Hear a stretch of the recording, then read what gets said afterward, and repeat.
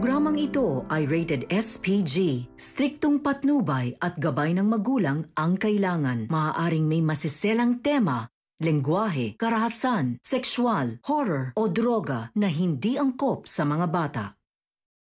Mailigtas kaya ni RJ ang anak niyang si Annalyn sa mga kamay ng dumukot sa kanya? Mga kaganapan at dapat nating abangan sa abot kamay na pangarap. Magandang araw, welcome to my channel. Please don't forget to like, comment, and click the bell button para lagi kayong updated sa aking mga videos. Inimbitahan ng pulis si Giselle sa presinto para sabihin na may tao silang alam na maaring makatulong sa kanila at ito ay isang orderly mula sa Hiraya Mental Institution. Nabanggit ng pulis na kilala nito si Doc Benitez. Dahilan para ireklamo siya dahil napag-alaman ng mga pulis na isa ito sa mga tumutulong kay Doc Carlos para makatakas ng mental hospital. Galit na hinarap ni Giselle ang taong dahilan sa pagkasira ng kasal ng kapatid niyang si Robert at dahil sa kanyang kagagawan ay maraming taong nadamay sa nangyari. Umiiyak na humihingi ng tawad kay Giselle ang taong naging kasangkapan ni Carlos sa mga plano niya. Ibinunyag ng nurse ang buong katotohanan kay Giselle ang tungkol sa totoong kalagayan ni Carlos na hindi totoong may sakit ito sa pag-iisip.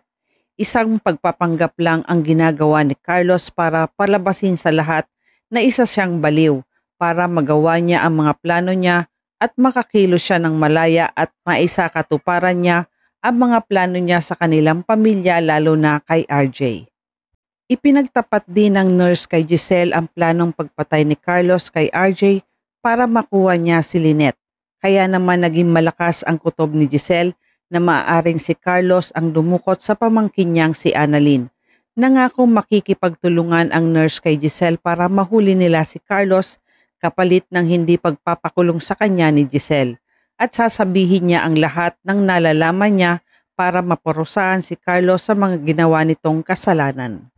Samantala sa opisina ni RJ habang nagiinom ito, hindi mawala sa isip niya ang nakuhang sapatos at damit ni Annalyn na ipinadala sa kanila. Kaya naman labis-labis ang pag-aalala ni RJ para sa kanyang anak na si Annalyn kung sino ang kumuha at dumukot dito. Alam ni RJ na nasa panganib ang buhay ni Annalyn, kaya nag-aantay si RJ ng tawag sa taong may hawak kay Annalyn. Maya-maya biglang tumunog ang telepono ni RJ at nang sagutin ni RJ ang tawag, isang boses ng lalaki ang narinig niya. Si Gilbert ang tumawag kay RJ at sinabi nitong hawak niya ang anak niyang si Annalyn. Galit na galit si RJ at pilit niyang pinapaamin kung sino ang taong kausap niya. Nagsabi si Gilbert kay RJ kung gusto niyang makuha si Annalyn, kailangan sumunod ni RJ kung ano ang sasabihin ni Gilbert para walang mangyaring masama kay Annalyn. 10 milyon ang hinihingi ni Gilbert kay RJ kapalit ng buhay ng anak niyang si Annalyn. Pero hindi naniniwala si RJ dahil nagtatago ito sa ibang boses. Gustong makasigurado ni RJ na kung talagang hawak niya si Annalyn. Kaya agad na pinadalhan ni Gilbert ng boses ni Annalyn si RJ na sumisigaw at humihingi ng tulong. Nabahala si RJ nang marinig niya ang boses ni Annalyn. Inakala pa ni RJ na si Carlos ang kausap niya. Ngunit itinanggi ito ni Gilbert na hindi siya si Carlos. Nagsabi si Gilbert na magkita silang dalawa mamayang alas 10 ng gabi sa Kalayaan Bridge at walang dapat kasama si RJ kung hindi siya lang. At kapag hindi tumupad si RJ sa usapan ay mapapahamak si Annalyn. Nag-isip si RJ kung ipapaalam niya kay Giselle ang gagawin niyang pakikipagkita sa taong may hawak kay Annalyn.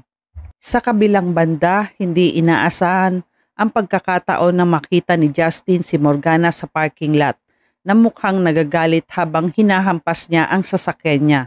Tinawag ni Justin si Morgana na Moira, kaya ikinagulat ni Morgana nang makita niya si Justin sa bigla nitong pagsulpot.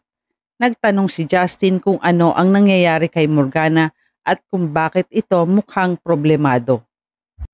Samantala sa Apex, lahat ay nag-aalala para sa kalagayan ni Doc Katie dahil naging malala ang kondisyon nito sa nangyaring sunog.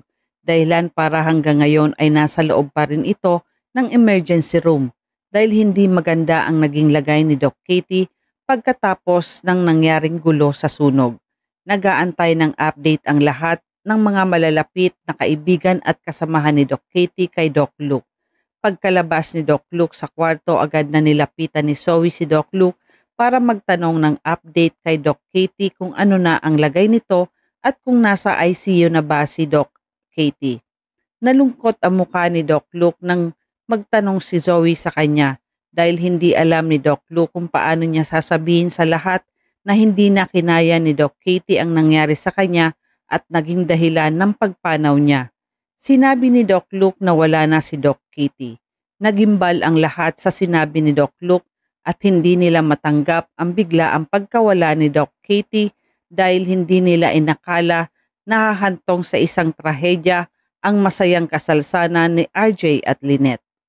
Samantala, dahil sa gustong malaman ni Carlos kung ano ang nangyayari na sa Apex pagkatapos ng nangyari, inutusan ni Carlos si Doc Romaldo na magpunta sa Apex para makibalita. Sakto na nakita siya ni RJ at nilapitan siya nito para magtanong kung may alam si Doc Romaldo kay Carlos. Nabigla naman si Doc Romaldo sa naging tanong sa kanya ni RJ, kaya nagsabi si Doc Romaldo na wala siyang alam at wala siyang kinalaman kung anuman ang ginagawa ni Doc Carlos. Umami naman si Doc Romaldo kay RJ na lagi niyang binibisita si Doc Carlos sa mental facility pero hindi naman daw niya ito nakakausap ng maayos lalo na sa kondisyon ni Carlos na wala sa tamang pag-iisip. At habang nag-uusap ang dalawa, dumating si Giselle at narinig niya ang pinag-uusapan nila ay si Carlos. Sumabat si Giselle sa usapan ni RJ at Doc Romaldo at nagsabi ito na isa ka rin pala sa mga niloloko ni Carlos.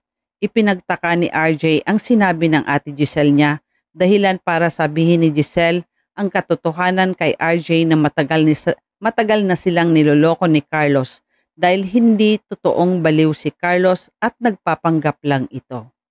Sinabi ni Giselle kay RJ na alam niya na ang lahat dahil nahuli na ang taong naging kasabwat ni Carlos na tumutulong sa kanya na makalabas-pasok si Carlos ng mental facility. Kaya malakas ang hinala ni Giselle na hawak ni Carlos ang pamangkin niyang si Annalyn dahil sa mga nalaman niyang mga plano ni Carlos. Dahil sa mga sinabi ni Giselle, agad nagpaalam si Doc Romaldo sa dalawa para sabihin kay Carlos na alam na ni Giselle at RJ ang pagpapanggap na ginawa ni Carlos bilang isang baliw. Agad na tinawagan ni Doc Romaldo si Carlos para sabihin ang lahat ng nalaman niyang balita sa Apex. Nagalit si Doc Romaldo kay Carlos sa ginawa nitong pagsunog sa venue ng kasal. Buong akala kasi ni Doc Romaldo ay pipigilan lang ni Carlos ang kasal ni Lynette. Kaya binalaan ni Doc Romaldo si Carlos na wag niya nang ituloy kung ano pang pinaplano ni Carlos at tigilan niya na ang paghihiganti. Ngunit tinutulan ni Carlos ang pakiusap sa kanya ni Doc Romaldo na hindi siya titigil hanggat hindi niya nakukuha si Lynette at gagamitin daw ni Carlos ang palitan nila ng pera para makaharap niya si RJ at para magawa ni Carlos na burahin si RJ sa buhay ni Lynette. Sino kaya talaga ang may hawak kay Annalyn? Kasabwat kaya ni Morgana si Carlos? At yan ang ating pakaabangan dito lang sa Abot Kamay na Pangarap. Huwag bibitiw at huwag kalimutan mag-subscribe. Maraming salamat po and God bless.